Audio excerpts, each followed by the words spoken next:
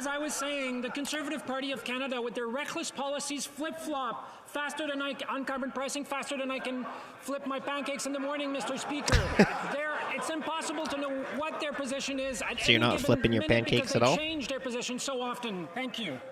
They don't. Kelowna Lake Country. Mr. Speaker, after 8 simply years want to of axe this the Liberal tax. Prime Minister, Canadians are No carbon facing tax. a I don't really think they generational changed cost of living crisis. their stance on According to the Financial Consumer Agency of Canada, Canadians are now facing the biggest financial challenges of their lives.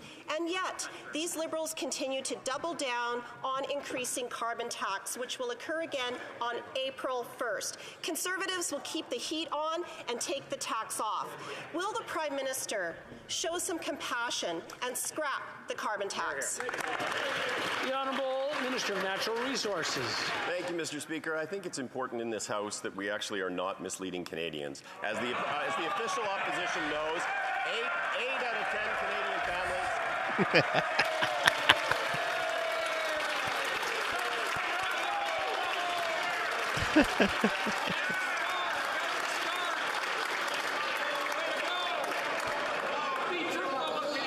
The Honourable Minister from the top, please. Before Rhoda allowed a Nazi in Parliament. The opposition knows full well, even though they actually don't say it publicly, that 8 out of 10 Canadian families get more money back than they pay in the price on pollution.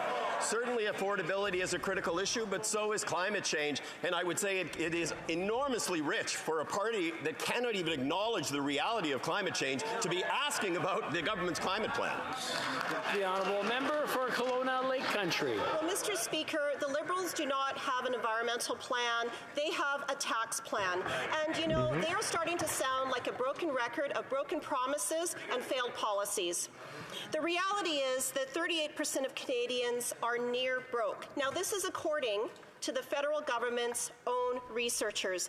Just this morning, I met with some students from Burnaby's Simon Fraser Student Society who told me that students are missing meals because they can't afford to eat. So will the Prime Minister take responsibility for students who can't even afford to feed themselves, or will the Conservatives have to fix what he broke? The Honourable Minister. Thank you, Mr. Speaker. Certainly affordability issues are critically important for all Canadians. I think everybody in this House can agree on that. Certainly this government is taking steps to address affordability concerns across the board. But one of those, to be honest, Mr. Speaker, is a price on pollution where 8 out of 10 Canadian families get more money back. It is an important policy to reduce emissions and fight climate change, but do so in a manner that promotes affordability. My goodness, it is time, it is far past time that the official opposition actually acknowledge the reality of climate change and put forward a plan that Canadians can look at. Yes.